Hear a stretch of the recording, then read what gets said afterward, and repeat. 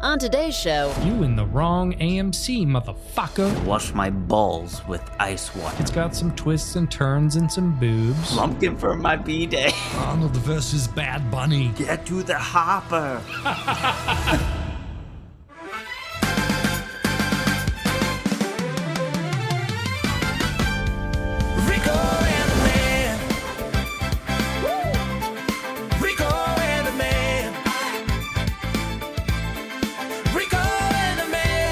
you're listening to Rico and the Man with Rob Tregler and Peter Martino.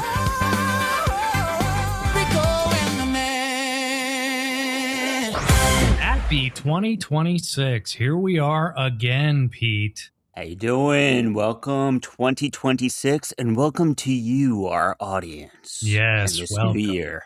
It's a new year full of exciting things.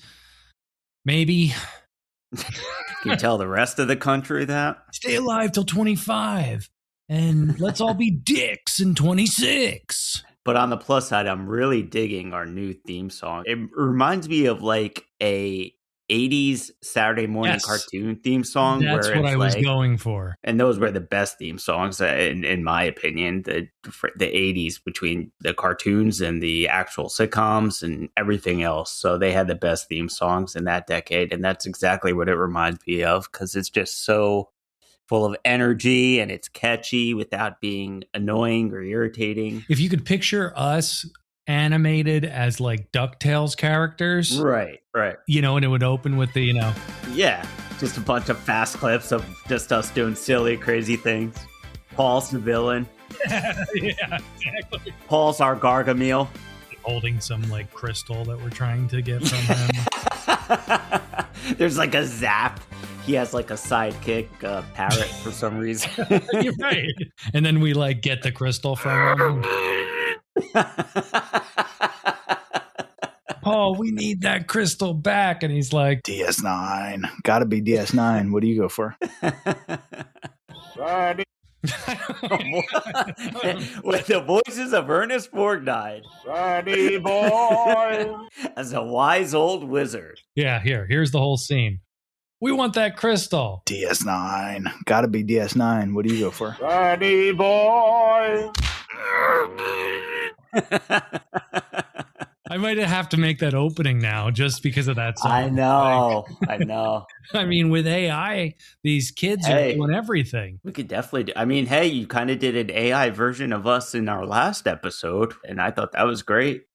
Little cartoon in the key art. Oh, of that yeah, that's episode. right. The poster for our season finale. That was a Yes. fun show. Had Frederick Slack Yeah, back. that was fun. It was so great to hear from him. Big season finale for me, too. I'll say.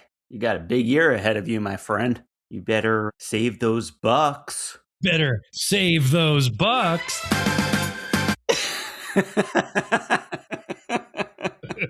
But how were your holidays anyway? I didn't even talk to you since that last episode. You know, they were good. They were rainy. Pretty much rained through all the holiday season. I saw that during the Rose Parade. I saw George Takei on the float with his umbrella. Oh I'm here at the my. Rose Parade with Brad. Was Brad there? I didn't see Brad, but I saw him on there on the Star Trek float. But Star He was- Trek float. DS9. Gotta be DS9. What do you go for? yeah, We're having quite a wet Christmas. I'm a little moist. But yeah, so I'm actually doing dry January. First time ever that I'm attempting it. Whoa. Yeah. So we're about a few days in right now. I haven't cracked yet, but we'll see how the rest of the month goes. He hasn't cracked yet, people. I haven't cracked yet. But yeah, I just wanted to kind of introduce a little bit of discipline into my life, especially after the holiday, because you're fucking, we're all fucking gluttons around the holidays, just drinking and eating, and you eat sweets more. There's constantly cookies and candies and chocolates. No, that's great. Dry January is fine. I've done it before. It's, there's a little white knuckling that'll probably happen here and there. It's mostly when you go out with people, Right. you know? Right. Like it's become such a crazy part of our culture where it's like you can't imagine going to dinner out or going to see some friends without that being a part of it. Yes, exactly. So that's why I'm trying to avoid all social outings. Yeah, because you don't realize until you're dry how many people shouldn't be in a room together. There's no reason for it. Right. But let me ask you this. I know. I just got an invite on January 31st. Well, there you go. And it's at a brewery. But maybe that's where you break the seal. That's what I was going to say. So is it still going to count if I at least make it until then? Yeah. Or is it all right? I think that does it have to be a full. Does it have to be a full month? I don't know these dry rules. Tell him to have it start at midnight. Yeah, that's another thing. I don't want to be like that guy too, or that person. I don't want to even say that guy, but that person who's like kind of like, I'll just have a mocktail at this brewery. That won't work for you. No, you're all. I'm too masculine for that. God damn! Wow, Pete's burning him up. Frederick agrees. But yeah, so we'll see how it goes. Like I said, I'm just trying to introduce like some kind of discipline into my life. Listen, what will happen is by January 30th, all of a sudden you're going to be like, wow, I feel really good. Like, like waking up is easy. The air smells cleaner. Food tastes better. And then you'll have that first drink and it'll all reset and you won't remember any of that. My whole mind was erased of how I felt like before that. I know I ask this every year, but do you have any resolutions? I know you have a lot of plans for this next year, but any resolutions or things that you want to tackle? Well, to your dry January point, Pete, I might as well talk about this on the show. My New Year's resolution started back in August when I saw you at a Friendo or whatever the place was called. The dinner we all had with Amelia. A Frienda, yeah. A Frienda. But that was actually the last time I had a drink, which was in August of 2025. So it's been a minute for me, for sure. And to be perfectly honest, I believe that chapter of my life is closed. I was always a heavy drinker. I always drank too many, you know what I mean? Like if I was out, I'd always overindulge, and then I became one of those night drinkers where it was like every night it was the drink. Wasn't. I was not someone who was like on the weekends or when I go out. I was when I get home, I'm pouring myself a drink, which would lead to 2 or 3 or 4. So I was living in like hangover land most of the time in the last couple of years, to be perfectly honest. Right. And so I was like, this is a problem. This is a problem. And I saw myself being 2 different guys, and I was like, there's one guy who can do it this way and keep doing it this way with health issues, overweight, not sleeping well, tons of shit going on, colonoscopies, not knowing what was wrong with my liver and all this other stuff. Or I could be this guy. And I have to tell you, this long in, we're in January 2026. I really love this guy. That's awesome. Good for you, number one, for recognizing that, because a lot of people don't even recognize that there is a problem. But 2, I mean, it's amazing that, that you're seeing these results and you seem happier and you got a new lady in your life who I believe is your new drug. There it is. Yay. Holy shit. Yay. But on Holy shit. Yay. DS9. Gotta be DS9. What do you go for? Okay, sorry. But on the negative side, I did sign you up for a Whiskey of the Month club for the next year. No. So, yeah. Sounds good. No, I'm kidding. But yeah, that's awesome. I totally support that. Thanks, totally buddy. support you It's hard to talk about, if you can tell. It's hard to talk about. Yeah, no, I'm trying to bear all your bravery on Rico and the Man in 2026. I had a problem. Hey, listen. I stopped it. I hope, though, that you're still able to tolerate me without a drink in hand. Yeah, right? And I'm going to be the guy still drinking and acting a fool, and you're going to be like, ugh, piff. No. I'll be on plenty of heroin.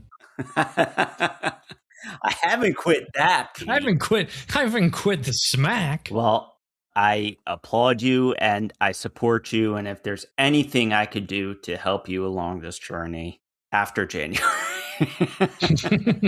Right. Thanks. I wish you luck in your dry January. Yeah, now you just kind of shit all over my big announcement because I'm like, I think for the next couple of weeks I'm going to stop drinking. And you're like, I haven't had a drink in 5 years.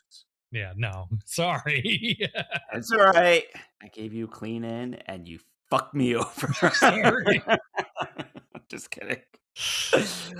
Not to derail off this your huge announcement, but please derail.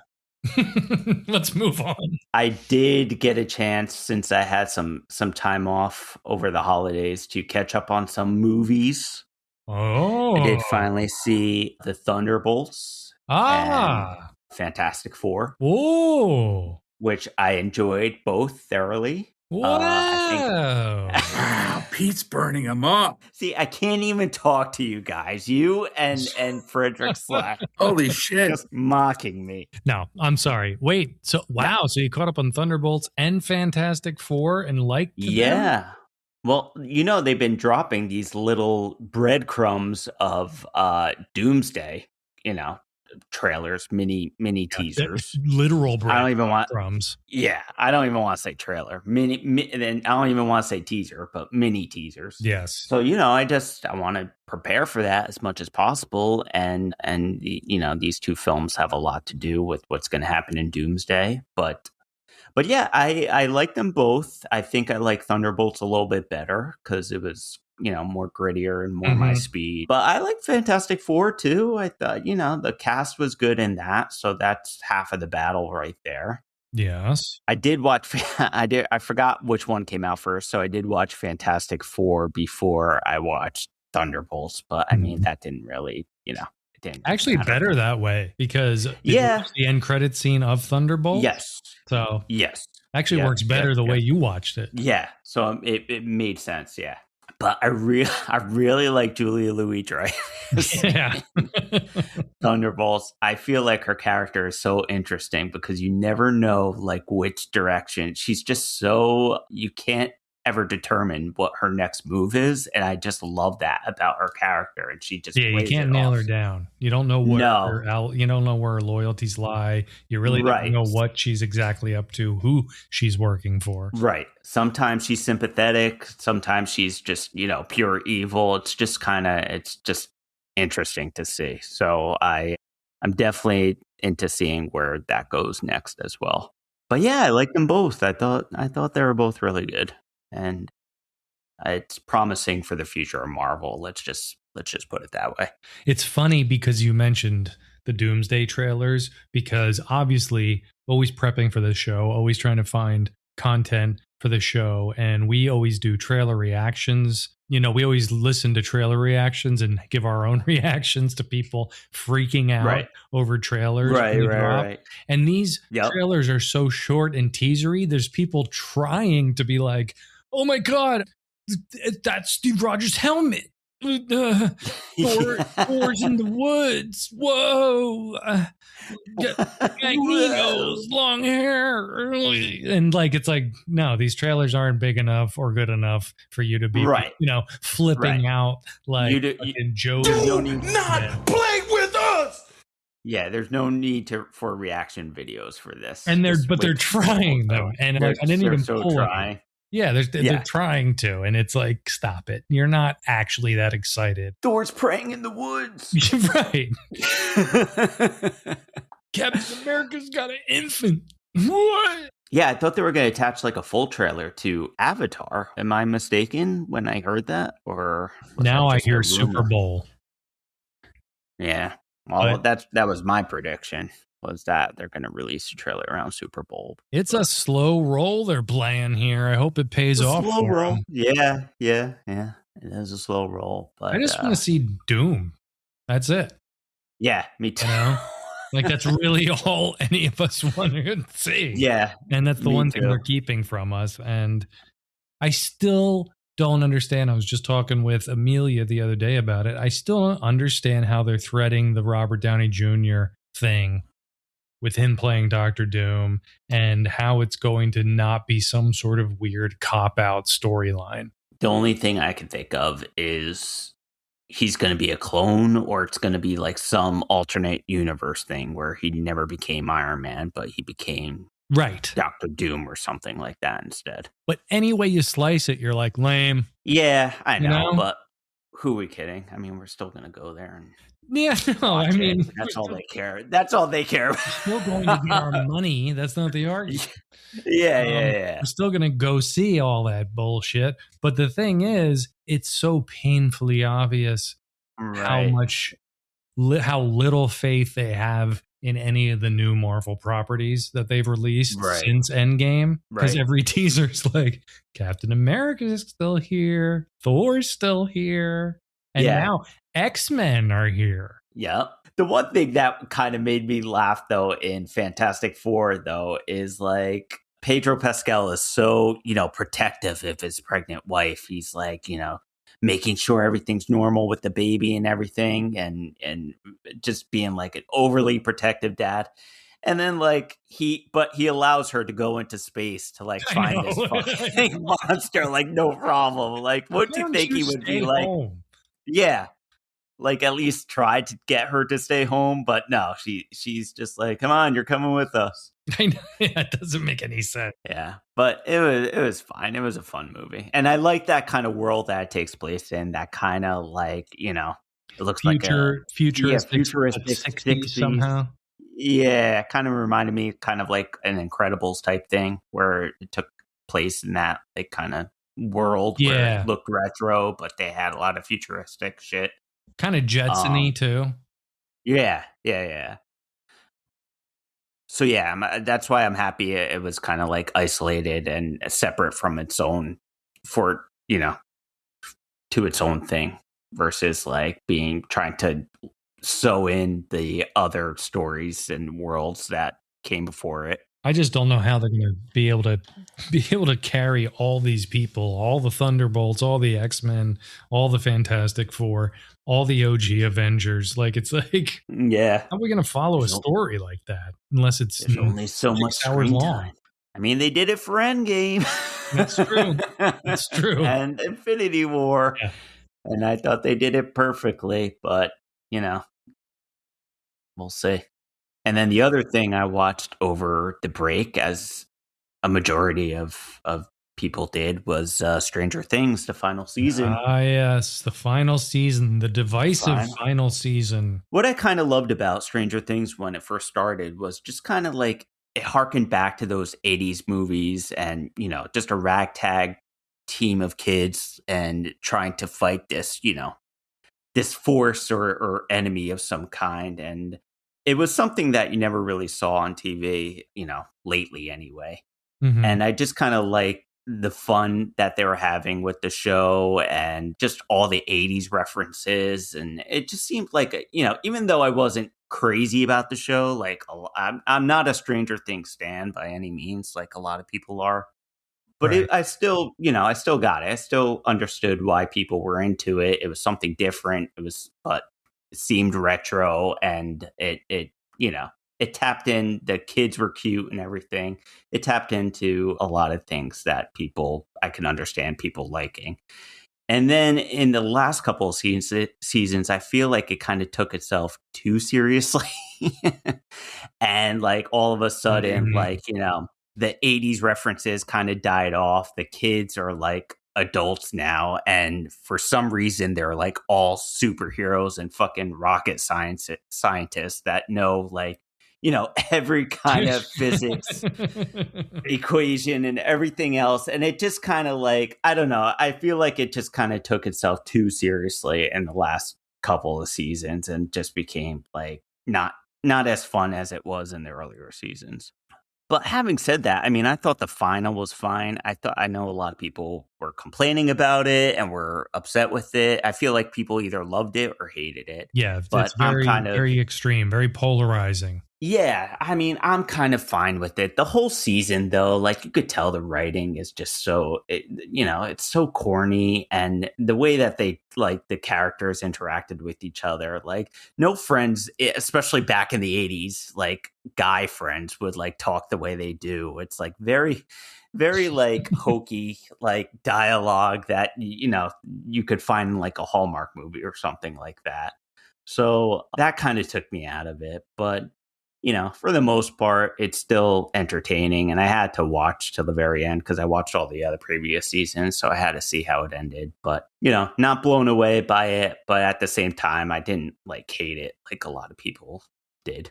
On the Frederick Slack scale, no, what would you give? What would you give? Well, here's the thing, Pete. It's a new You got a new one. Scale. Yeah. So, yeah. can I give you your options first? Okay. All right, go ahead. All right, so we always have... Whoa. And we always have... Wow. Bingo. But now we have... Wow. Pete's burning them up. We have... Holy shit. And finally... No penises in this mouth, son. So on the Frederick Slack scale, what would you give Stranger Things the final season? I would give it 1 whoa, 2 holy shits, and 1 no penises in this mouth, son. Whoa. Holy shit. Holy shit. No penises in this mouth, son. There you go. Perfect. My official rating. That is it. That's why you come listen to this show. You need to hear what the Frederick Slack rating of this final season of Stranger Things is. That's right. And it all means something, too. You got to decode it. You have to decode it. There's so much in there. There's so much meaning behind those ratings. So yeah, that's my take on it. But it was something to watch. It was something new to watch over the break that everybody else was watching and talking about. So I do like that aspect. I kind of miss those times where people talk. The water cooler times. Yeah.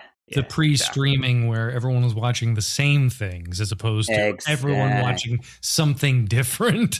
Right. It's like, well, I'm watching Stranger Things. I'm watching Pluribus. Well, I'm watching Landman. Well, I'm watching Mayor of Kingstown. Have you seen the new spinoff of Yellowstone? Well, I'm watching The Real Housewives of New Jersey. Oh, well, I'm watching The Real Housewives of Orange County. I'm watching RuPaul's Drag Race. I'm watching Project Runway.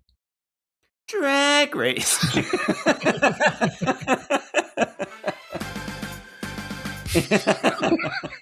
Rico and the Man.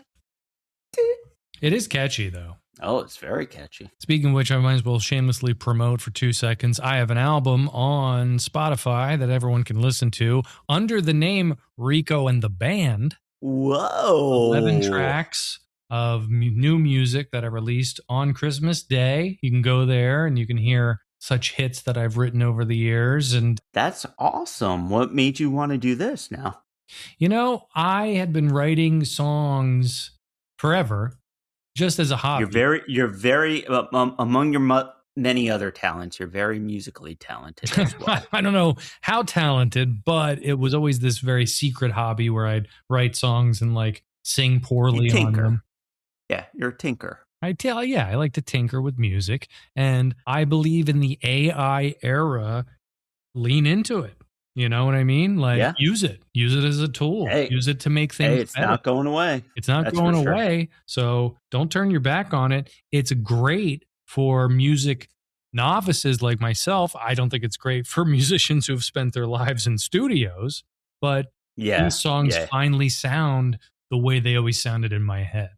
You know what I mean? That's awesome. Yeah. Are we going to hear you singing on this album?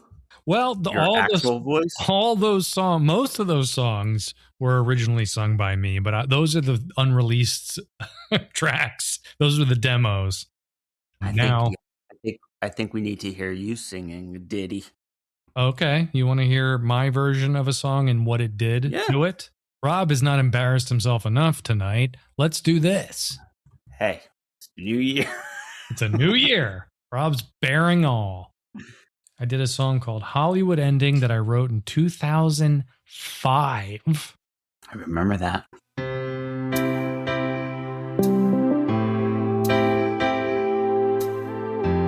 Do you hear that? I can, yes. I met you on a Friday, fell in love by a Wednesday. Was it real? Is that possible? When I can't go on, no, I won't go on pretending that this will have a Hollywood ending. So you heard that, right? I did. So this is what you can do now.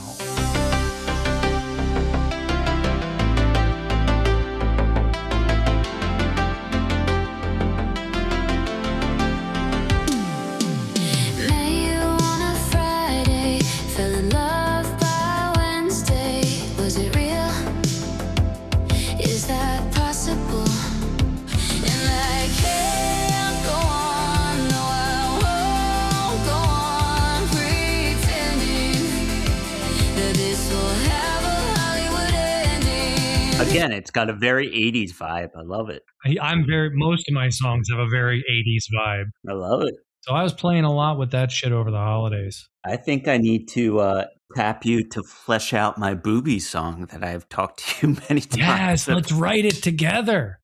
This was an idea that I thought of for a while now. And I just thought it would be funny if it was featured in a comedy movie of a character singing this and really passionate about it and wanting to make it a song. And then at the end, in the end credits, if you hear the song like all produced, but it's his same ridiculous lyrics, and it just has to do with boobies. Can you sing a little bit for us? I'll give you what I remember. Boobies, boobies, I love boobies, boobies, boobies, they bring me much joy. Boobies, boobies, I love boobies, boobies, boobies for every girl and boy. Boobies that are big, boobies that are small. Boobies, boobies, boobies, I should take them all. That's all I got. I I like see it. if I have the other lyrics or we have to write something for it. It's a good start. Let's put it that way. You got the tune at least of the song. Yes, so I got that'll enough. help the AI. I will be turning that into a musical number tonight, son. Yeah, what other songs have we sung that we came up with? I feel like there's more that we kind of... I know. We got to come up with a Blumpkin song. Blumpkin for my birthday. Something like that. Blumpkin for my B-day. Blumpkin for my B-day. Perfect.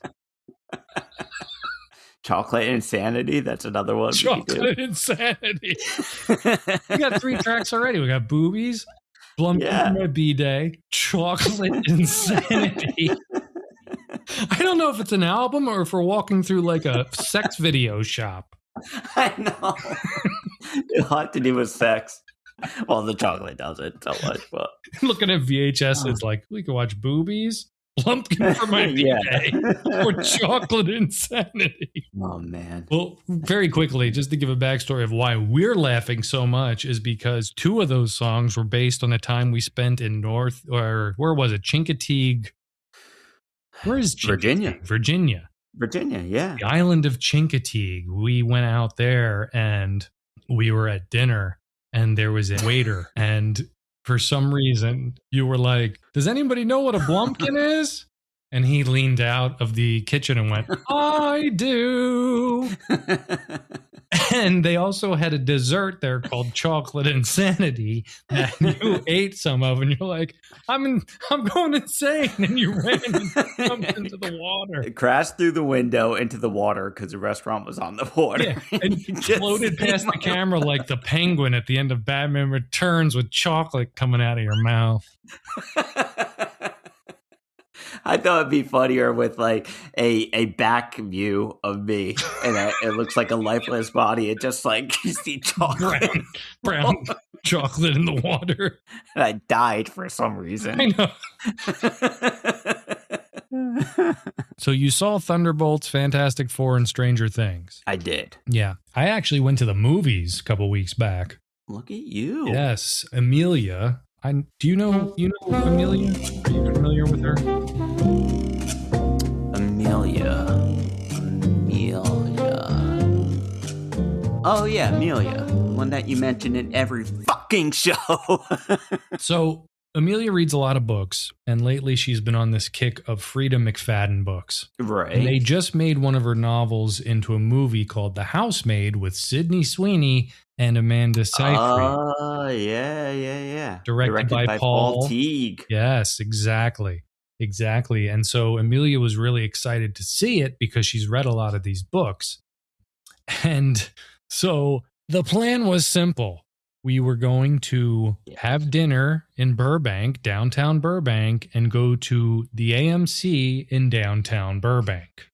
The AMC is called AMC Downtown Burbank. I think I see where this is going.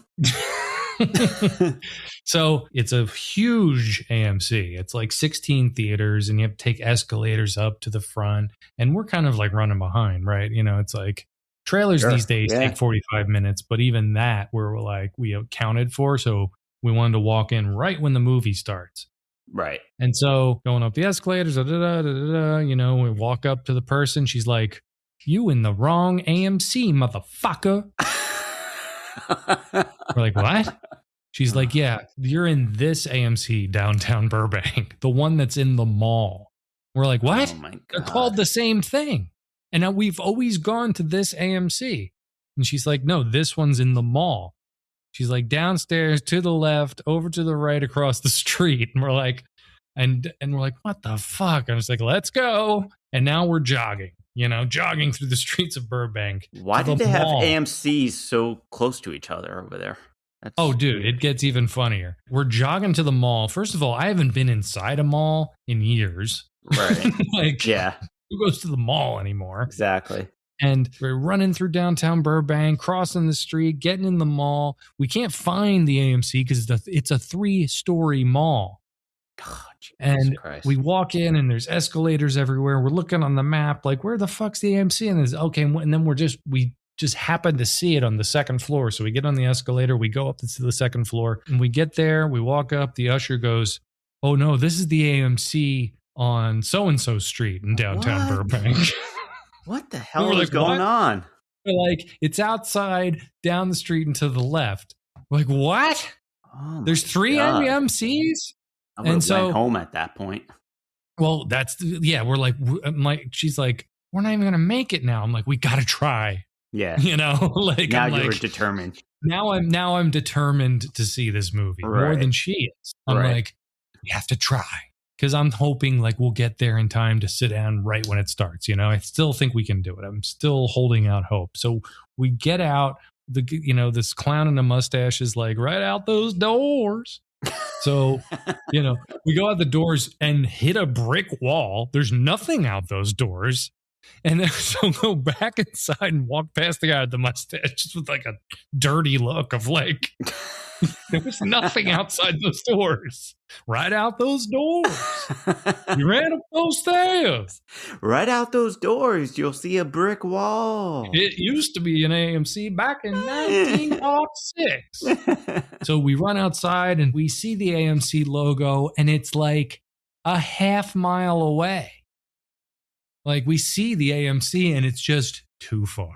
Right. It's like, so this is a third AMC. This is a third AMC within the radius of like a mile. A couple, yeah. Within a square mile. This is the third AMC, all called AMC Downtown Burbank. Oh my God. That's a fucking nightmare. It's a fucking nightmare. And she's like, "That's it. It's over." And I was like, you know what? She really wanted to see this movie. She doesn't often get excited to go to the movie theater to see a movie like the rest of us at this point.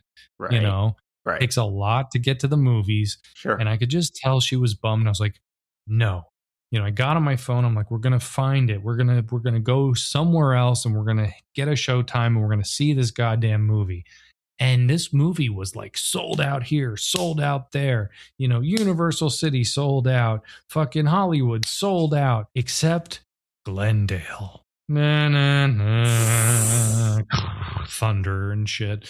Because Glendale's like the shit city of LA. It's like, I don't like Glendale. Right. It's got a bad vibe. Okay. I don't know. It's just like every time I go to Glendale, it's like either too crowded or too seedy, or it's just like not my favorite place. But it had seats in one of those dine-in movie theaters. Okay. And so I was like, look, we can make this one. It's at 8:10. We can get there. We can do it. And she's like, are you sure? And I'm like, we're seeing this movie tonight. Yeah. We've gone this far. Yeah. So we get in the car and we're like at an intersection, and all of a sudden we hear outside of the car this woman going, leave me alone. Oh, Just Jesus. leave me the fuck alone. And she's being harassed by this old man. Oh, God. So I pull the car to the side of the road and we're yelling out. We're like, are you okay? And then she's like, oh, yeah, he's just being an asshole. I'm like, oh, okay. And we kind of just drive slowly as she's walking away from the guy. And then she just seemed all of a sudden, she was like, it's fine. So like, okay. So then we head to Glendale. And as we're getting into Glendale, I don't know if fucking, Prince was playing in Glendale that night, but every single intersection was bumper to bumper, like, and we're trying to just get to this movie theater and we can't find it. We keep driving in circles and like, it's like, oh, maybe it's over there. Maybe it's over there. And just having those unfortunate collateral damage arguments about parking, Right. Like, Yeah, like, of course. I thought you pointed over there. Yeah. No, it's over there. It says dead end parking. If it says dead end parking, why would I park there? There's a dead end. And so, and finally we find a parking garage that's got like the digital, like 70 spots left. It's on the, roof, but you can get there. Right. So then it's like doing the slow, like circular climbing the parking garage. We finally get a spot. And we got to walk like 4 blocks to this dine-in theater, and we're going down like levels and levels of stairs just to get out of the fucking parking garage. Both of us in bad moods at this point, Right. But rushing in bad moods. We're walking on the sidewalk trying to find the theater. We see the theater. Finally, we go in, and we're like, 2 for the housemaid, and she's like, right this way.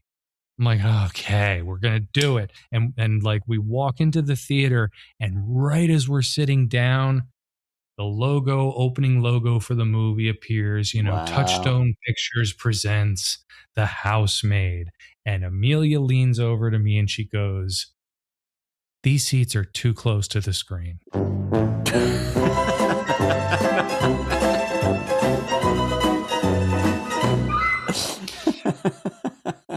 It was just slightly too close to the screen. But I literally had that look at the camera moment when there's no camera looking at you. And I was just like, after all that. Yeah. But you know what? I ended up at, it was fine. We backed up and got 2 other seats because it wasn't a full house. And I have to say, it's a fun movie. Yeah. Yeah, it's fun. It's an interesting story. It's got some twists and turns and some boobs, to your song earlier. It's got boobs? Got some boobs. Boobs we've seen many times. Hey, sign me up. Can never get tired of those boobs. Just listen to the song. Yeah, exactly. At least it was worth it, though, apparently. The movie, you guys both liked the movie? Yeah. Or I enjoyed it. I thought it was very much a Lifetime movie with A-list actors in it. Right. But you know what? It was fun. But and did she enjoy if I can it? have That's fun right. at the movies, yeah, she loved it. Oh, she loved it.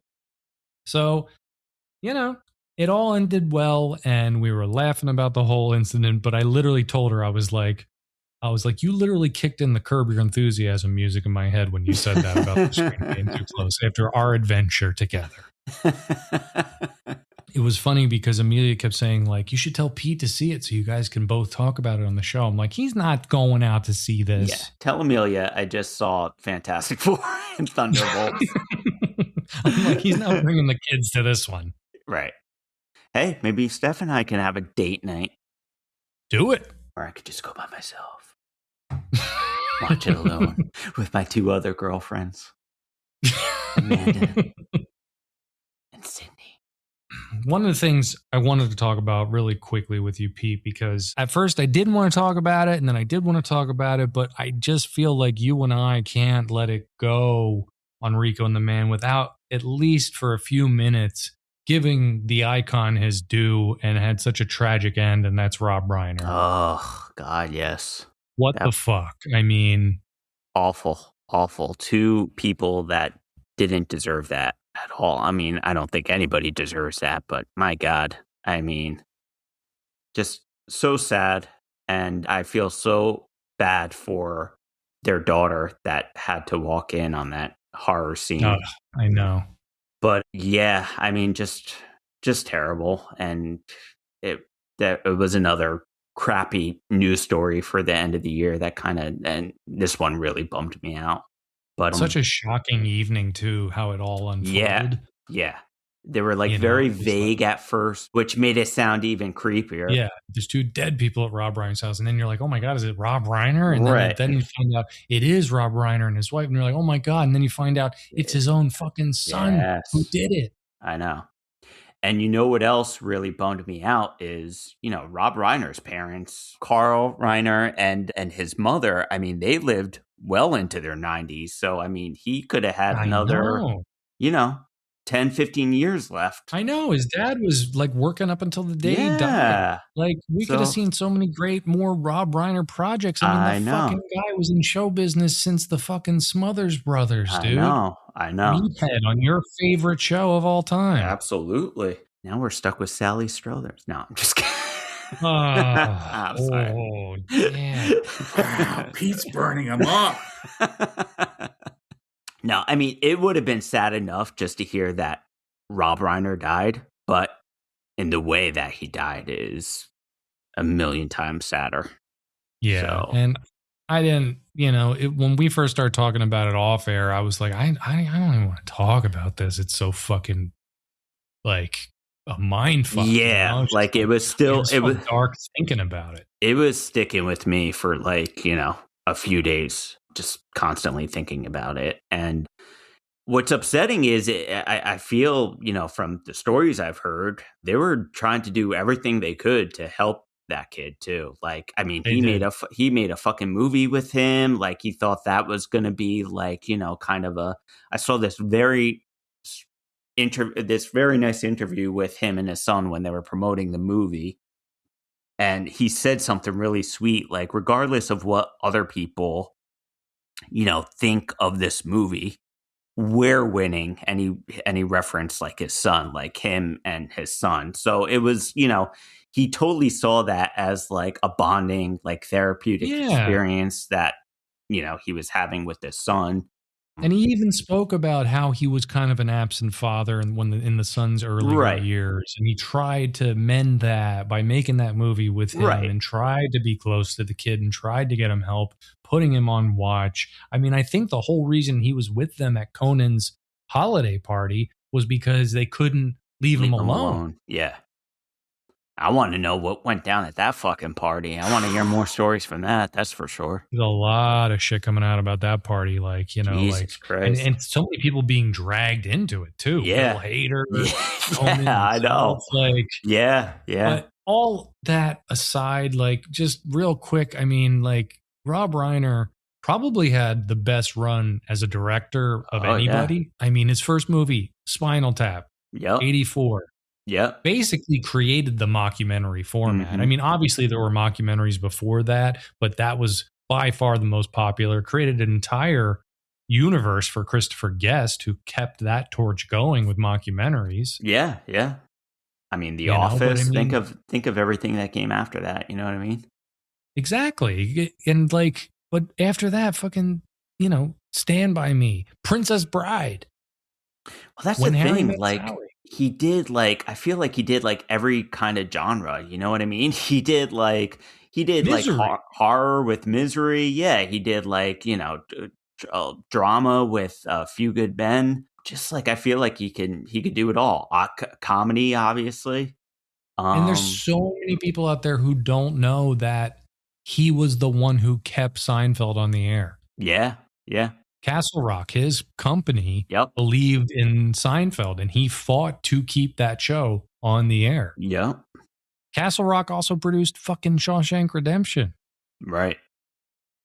Like, he was all over show business. Fucking, you know what I mean? Like, when they talk about Titans, Yeah. like, he's often forgotten, but he's like huge. Well, that's and the thing. Heart of a guy. That's what I mean. You would never know because he was like so like low key in his, you know, demeanor and presence. He just seemed like, you know, an average, like nice guy, but like, my God, you see all the stuff that he was attached to and you realize his talent. It's crazy too, because I think we talked about it here.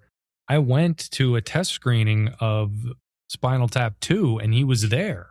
Right. And I was with my dad, and my dad was like, Rob, it's just as good as the first one. And I think Rob Reiner said back, he's like, that's what you want to hear, or something like that. I forget the exact exchange, but he was just so jovial and nice, and one of the people. He wasn't guarded by bodyguards or anything. He was just in the theater with everybody else.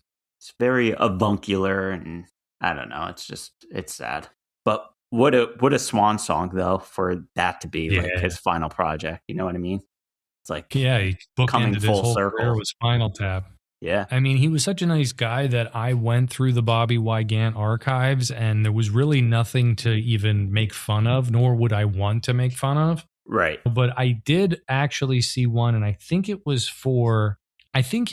being interviewed about Misery. But before he even went into that, he just said some interesting things about family that I just wanted to play just because I thought they were interesting and timely. Well, Rob, it's always nice to sit and chat with you for a little bit. I was just telling you that I talked with your dad a few weeks ago. Yeah, he's a fun guy. Oh, he is. He loves to perform. He's a nutcase. Well, you're just a great family. I admire it. It is a all good of family. You. I mean, we're like every family, you know, you go through troubles and difficulties, but ultimately it's a very supportive group of people. We love each other, and I'm closer now with my folks than I've ever been. Was there a time when you might have been a little alienated from them? Oh, yeah, sure. You know, you go through, you know, when you're trying to find yourself and figure out what it is you do and how you fit in the world, you're angry. You're angry at your parents because they put you here. They made this trouble. But then, you know, when you start settling into who you are and what you do, and you find somebody you love and all that, then you thank them for putting you here. That's so true. I'm in the thankful stage. Isn't that interesting? Yeah, you know, that's so true. And I actually saw that interview too, because I was looking for clips of him. But that's what I mean. He seemed very open with his, you know, problems. He didn't seem like phony and like, you know, everything was rosy and great. And, you know, he grew up in the shadow of a famous father too. So I'm sure he went through a lot of shit growing up. So I think that's why he kind of understood his son in a sense.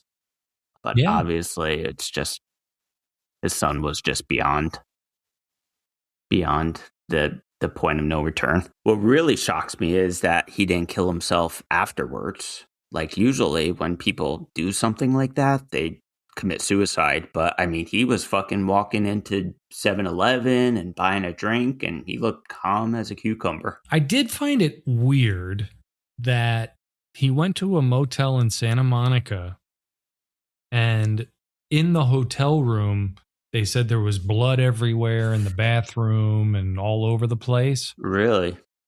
And I was like, so who checked him in? Yeah, I know, right? Didn't anyone, if there was Stevie that much blood Wonder? all over, like, yeah, right. Ray Charles at the room 33. It's a crazy story, and there's just so many questions about that night. Yeah, apparently Billy Crystal and his wife got there like really quick, and the bodies were still there. You know what I mean? Ugh. So like, can you imagine fucking walking in and seeing your friend like that?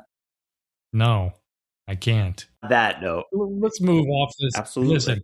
Listen, it's the first show of 2026, Pete. All right? Yes, it is. You want to play a game to start? Yeah. Oh, the new year? yeah. Absolutely. Yeah? Let's do You want it. to play a game? All Yeah. right. Well, we're going to go back to one of our favorite traditions here on Rico and the Man, Pete. All right? All you know what right. we're going to play tonight? What's that? The third round of the scoreboard of Dickishness. Okay. You know how it works, right, Pete? We take 8 celebrities who've shown rude, weird, selfish, or straight up dickish behavior, and we put them into a bracket, make them face off head to head, and we whittle them down to one final champion, the biggest dick of them all. Stories taken from the internet, personal anecdotes about big celebrities just being total dicks. And, you know, the whole point of the game, as I always say, is you have no allegiance to the celebrity. And even if the story is made up, we are judging the most dickish behavior. Right. It's even if the story's it's not the person. exaggerated or anything, we're just judging dickish behavior. And we played this before. I think the first time we played it, John Mayer took the title. The second time we played it, Julia Roberts claimed it.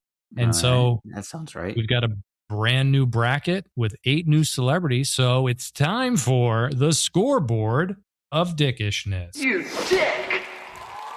Ready to play? Let's do it. All right. So our first face-off is going to be Selena Gomez versus your favorite Kanye West. Okay. I wonder who's going to be the bigger dick of this one. Remember, Let's it's find not the person, though. It's the act. Exactly. It's the act. It's not the person. It's the act. All right. So first off, Selena Gomez.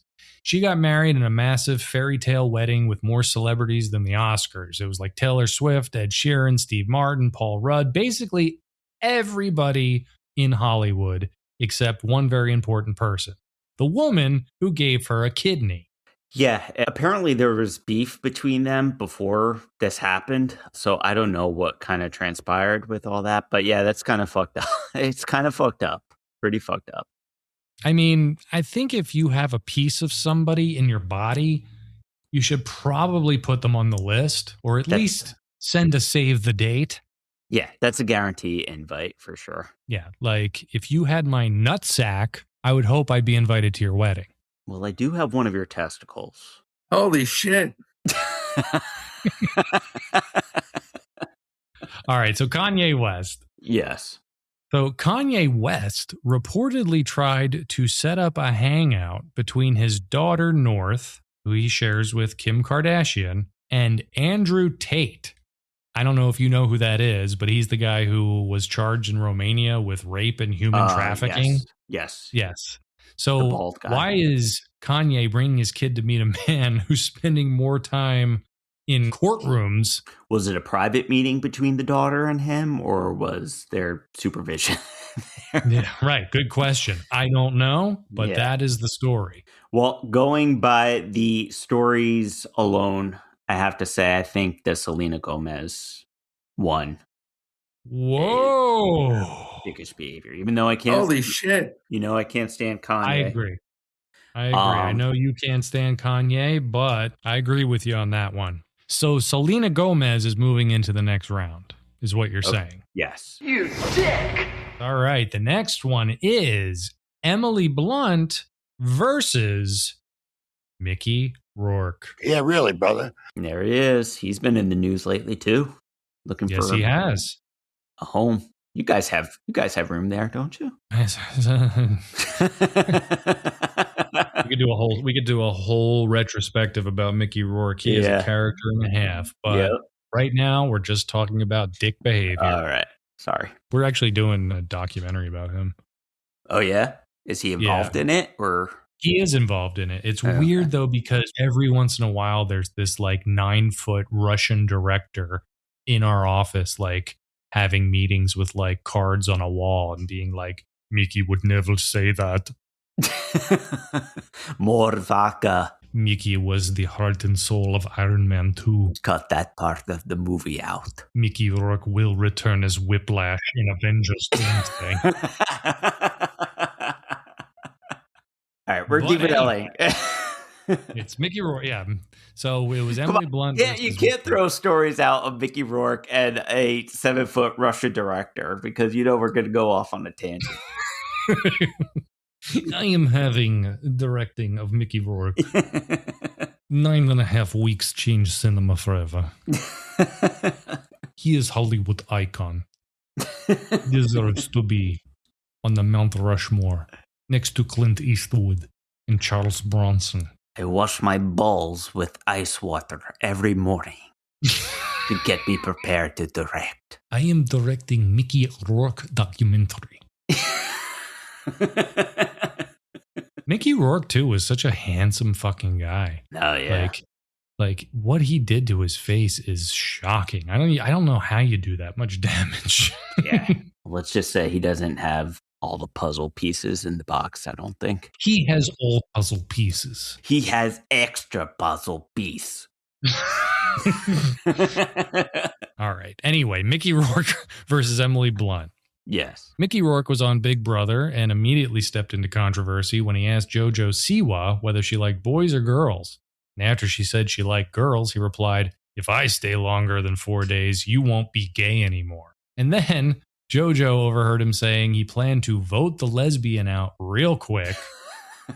And on top of it, he used the British slang fag for a cigarette, gestured towards JoJo Siwa. I do remember that clip. And then we have Emily Blunt. Emily Blunt was on a talk show a couple years back telling a story about stopping at a Chili's in Louisiana while filming the movie Looper. The host of that talk show joked that Chili's was where you could see why Americans are enormous. And Emily Blunt jumped in to say the waitress serving her was enormous too. So we have Mickey Rourke calling someone gay and Emily Blunt calling a Chili's waitress in Louisiana fat. This is a tough one because I don't think either of them were being intentionally dickish. I think it was just more of a, lapse of good judgment on both of their 5 parts. seconds. Oh, I didn't know I was being timed on this. Out of those two, I would probably say Mickey Rourke is a little bit more because if he said something one time trying to make a joke and it didn't fly over and you saw the person got offended by it or angry by it, that's when he should have known better instead of doing it, 2 more times or however many times he did it. But yeah, I think out of these 2 stories, I think the Mickey Rourke story goes forward. All right. I have to agree with that. I believe Emily Blunt was responding and playing off of a host of a talk show and just said she was enormous too, which is not a good look, but it is literally not dunking on the sexuality of somebody. Right. And using slurs against them. Right. I also agree that Mickey Rourke is the bigger dick out of those 2. So we are moving on Mickey Rourke to the next level. He advances. You dick! Now, let's move on to our favorite, Arnold Schwarzenegger. Arnold? I'm on the scoreboard of dickishness. Come on. Keep my motherfucking name out of your mouth. Come on. Keep my name off the dick list. Come on. No dicks in this mouth, son. No penises in this mouth, son. So, Arnold versus Justin Bieber. Oh boy. Arnold Schwarzenegger was at an airport puffing on a cigar on the fueling tarmac, which is basically the one place on earth where that's a terrible idea. So security came over, said, you got to put that out. And he allegedly hit him with the classic line, "Do you know who I am?" Oh boy. So I thought that was dickish behavior. And Justin Bieber posted an Instagram dump that included photos of him playing with his 9-month-old and then photos of him on the couch with the 9-month-old smoking a cigarette. See, I think that's trashy behavior. I don't know if that's so much dickish behavior. Mm-hmm. If that makes sense. Mm-hmm. Mm-hmm. But what Arnold did, that's more in the line of dickish behavior. What Arnold did. It's weird because it's like, you really should never be fucking smoking around a baby. But Arnold is doing the old, "Do you know who I am?" routine. Right. And that bugs me because nobody's above the law. Like, I don't care how famous you are, how much money you have. If it's something that it comes to, the law or safety of something, that takes precedence over your ego. I think Arnold is the bigger dick in this situation. Look at that. You dick! All right, we have our last matchup. All right. Before we start whittling it down. All right. Bad Bunny. We all know Bad Bunny. Can't seem to escape him these days. SNL loves him, apparently. Yeah, I know. He's on SNL like every episode. Yep. Yeah, he's everywhere. But Bad Bunny versus the late, great David Crosby. Oh. Yeah, so Bad Bunny was walking with his entourage when a fan rushed up to him and shoved her phone directly in his face for a selfie. Without breaking stride, he grabbed the phone and launched it off into the bushes. And he doubled down. He said, anyone who sticks a damn phone in his face is being disrespectful. He even actually put it in a song with a lyric that says, "You are not my real fan. That's why I threw the cell phone." All right. And David Crosby once responded to a fan's hand-painted portrait of him on Twitter. The fan posted a colorful caricature of David Crosby and wrote, "Did a picture of you. Thanks for the music." And Crosby wrote back, "That is the weirdest painting of me I have ever seen. Don't quit your day job." And when people accused him of being rude, he tweeted back, "Does not mean I have to like it. As art, I think it sucks." Oh, wow. He doubled down. Another tough one. They're tough ones. Yeah, Scoreboard of Dickishness is always tough. See, Bad Bunny got physical. And that, I feel like, gets to a whole nother level of dickishness. I feel that as a celebrity, there's a lot of people invading your personal space, asking for a selfie. Oh, yeah. Definitely gets annoying. But it's something that you sign up for as a celebrity. Right. David Crosby, however, was just typing on his phone. Yes, Right. It was someone who made a painting of him.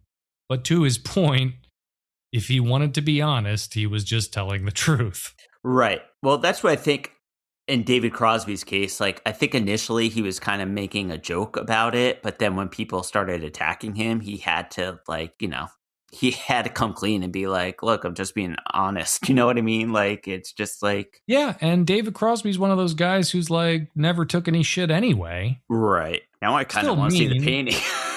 Yeah, it's still Look it up. Look up the painting. It's right, not good. He has a point. Oh, yeah, I see it now. He looks like a fisherman in this. Yeah, I think just for the pure physical aspect of what Bad Bunny did, I'm going to have to go with Bad Bunny, I think, in this one. Because as soon as you get physical and, start throwing things or whatever, it just becomes a whole new level. I agree. Bad Bunny's moving on. All right. Okay, so now we're going back. We're facing off Selena Gomez versus Mickey Rourke. Now remember, Selena Gomez did not invite the person who gave her a kidney to her wedding, and Mickey Rourke called JoJo Siwa very, very derogatory names about her sexuality. As fucked up as what Mickey Rourke said and did, I think for this one, I'm going to have to still go with Selena. Because I feel like this situation was like a life or death situation, whereas people are sexist and racist and homophobic and every day. I'm not excusing that, but I feel like it's a more common thing. And again, I'm not excusing it by any means, but I think I'm going to have to go with Selena Gomez. Mickey Rourke, I mean, what he said was absolutely wrong. But it's just stupidity on his part. I don't think he's necessarily homophobic. He's just, I don't know. It's just his idiocy that plays a role in that sense, I think. Yeah, I guess so. I guess Selena Gomez is the one to move on. I mean, what Mickey Rourke said was really bad, and he's way out of touch. But he's also was on a TV show surrounded by other people. You never know if he's doing it for the show. Right. It's not good. And if you have to explain every joke, it probably isn't a joke. But Selena Gomez is just really being a dick by completely keeping the woman who saved her life out of her own wedding. Like you got to think of like what's the more intentional act too. You know what I mean? Like I think Mickey Rourke was saying those things without thinking, whereas, you know, Selena Gomez really had to think and put thought into who she was inviting to her wedding. And she obviously... She had a lot of time to think that out, right, too. Right. And there was probably an entourage of people saying, should this person come? Right. No. Yeah. But Paul Rudd should. Yeah. Yeah. Selena Gomez is moving on. I agree with you. You dick! All right, now we're back to Arnold. Arnold versus Bad Bunny. Why do they call him bad? Why is he a bunny? See me as Santa Claus in my next movie. Santa Claus in the city. If he's the bad bunny, I'm the good bunny. See me as the Easter Bunny in my next film. Good Easter bunny. Bunny in the city. Get to the bunny. Get to the hopper. Oh, wow. Wow, Pete's burning him up. Yeah, Arnold said, do you know who I am? When they asked him to put out his cigar next to fueling a plane. And Bad Bunny took a fan's phone and threw it. I would say Bad Bunny did the more dickish behavior in this case. I agree. I think that Arnold said, do you know who I am? And they still made him put it out. He did put it out. It's not like he tossed it somewhere. It's not like they had to fight him. He just said that really dickish line of, do you know who I am? And Bad Bunny literally destroyed somebody else's property who was a fan of his. Yeah, I agree. You dick! So Bad Bunny moving to the final round. And our final round, this is huge, ladies and gentlemen. We have Selena Gomez facing off against Bad Bunny. Well, I think we're going to agree again, unless we're going to drop the ball at the last minute. But I have to go with Selena Gomez again. Whoa! Life or death situation. Let me think about this one. Funny boy. Yep. I'm going to have to agree with you, Pete. Selena Gomez, of all people, is the biggest dick. You dick! On the scoreboard of dickishness. 2026. 2026, Selena Gomez is on the wall. We've put her jersey on the scoreboard of dickishness wall of fame. Selena Gomez and her weird voice has joined the roster of dickishness. Who was the first person that won this game? Yeah, the first time we did this on February 10th, 2022, the scoreboard of dickishness champion was John Mayer, and the story was that he didn't let the guy who taught him guitar put a poster up of him in his guitar school. Yes, that's right. And Julia Roberts, the next time we did it, Julia Roberts edged out Lucille Ball because Julia Roberts told an extra on one of her movies basically to fuck off. And it was an old lady who was being nice. Right. A lot of dicks in Hollywood. Right, Frederick? No penises in this mouth, son. Rico and the man. Rico and the man. Thanks for listening to Rico and the Man. Don't forget to follow us on Twitter at Rico and the Man and subscribe to our YouTube channel. If you love the show, be sure to leave a review on Apple Podcasts. And if you hate the show, fuck you.